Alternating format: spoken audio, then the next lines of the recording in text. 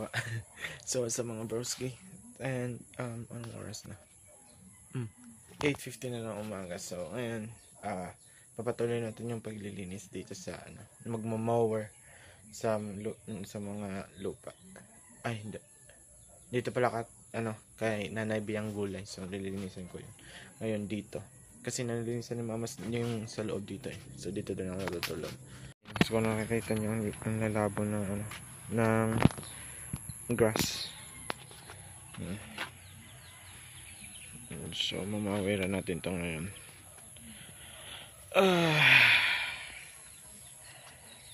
So magmamawer lang tayo para kasi hindi pa masyado mainit.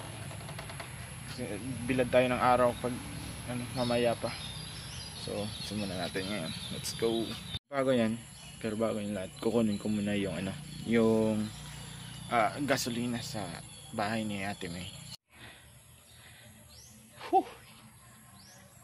Ayan. So nandiyan na.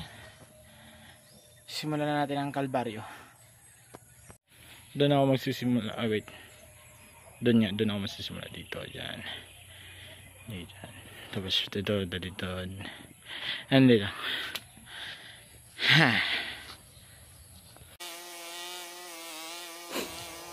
Fast forward na naman video natin mga broski. First time ko palang mag voice over.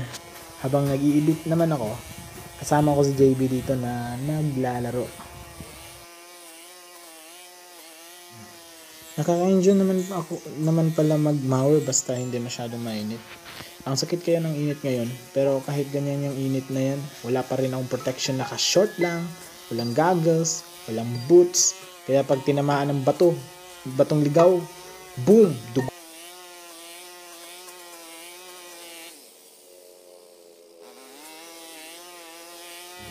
Mawar lang muna tayo ngayon mga broski. Sunod na vlog ko, biyahe naman kahit saan mapunta. May mga lugar kasi na gusto kong mapuntahan eh. Tapos voice over na lang din no.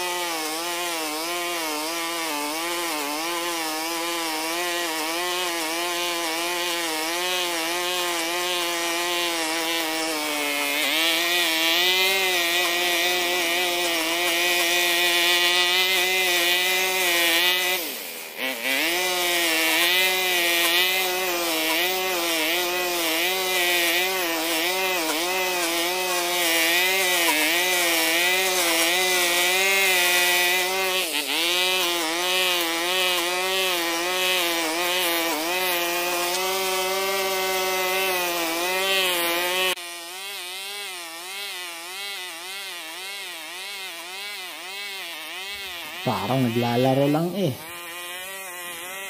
Pag nakamawer on, parang naglalaro lang yung may ang tawag na laruan yung pinupush mo. Ayun o. Tapos akala ko mabigat yung mower. Una, hindi pala pag nasa sakto position lang yung ano mo, yung yung sling, hindi na ano yung shoulder mo. And so wala pa rin ako wala mga protection yung ano. Dapat sinabihan ako ni mama na magsuot ng mga protection kaso nakakalimutan ko palagi. Tapos hindi naman masyadong mga bato. Tapos yung blade ng mower yun sirang-sira na. Yung mga di ko alam yung Tagalog ng gibang. Pero na yung blades kasi na tumatama sa bato Kaya napipiko. Piko tawag man.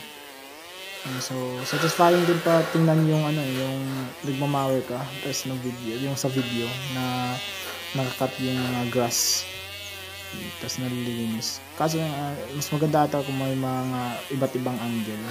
Katulad nung sa TikTok na nakita ko na si SB mowing. Ayun, ang ganda yung niya. Doon ko nakuha yung style ng yung style ng pag-edit or pag-take ng video. Kaso ito, isa lang yung gamit ko, yung cellphone ko lang gamit ko. Ayan.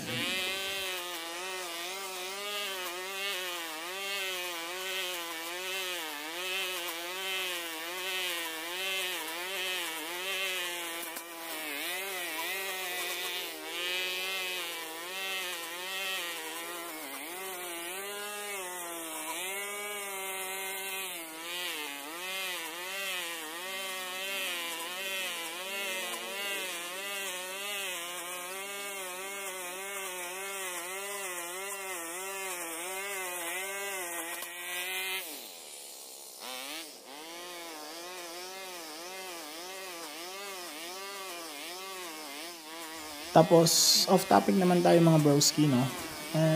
Gusto ko lang itong matanong sa mga tao bakit ba nag-cheat yung mga tao? Sagot nyo nga sa comment mga broski. Bakit ba? Anong dahilan? Siyempre maraming dahilan.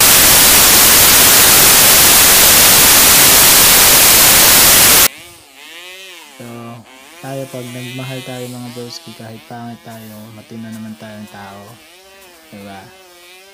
Yan lang, easy lang. At dami na mga generation ngayon. Cisco, my god. May tao palang may tao pa hindi ko napansin. What the heck?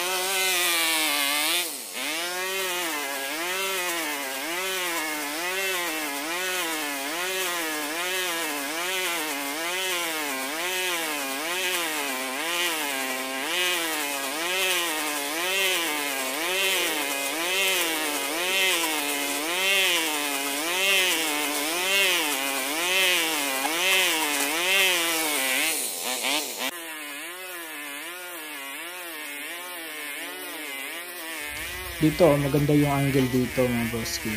Nakikita nyo talaga yung mga grass na nalilinisan talaga. Ingat-ingatan tayo, baka matamaan yung bulaklak ni mama. Lipatan naman. Kita nyo talaga. Tapos, para sa akin, satisfying yung nakaputol ng grass. Yung ganyan. Tapos nalilinisan. Bakit ang kita na kasi? Siguro, wala kasi ako tawag nito, yung nakalimutan ko yung tawag, stand. stand ba? Basta, yun. Wala kasing ganun ako. Kaya, selfie stick lang yung gamit ko dito eh. Kaya ang hirap.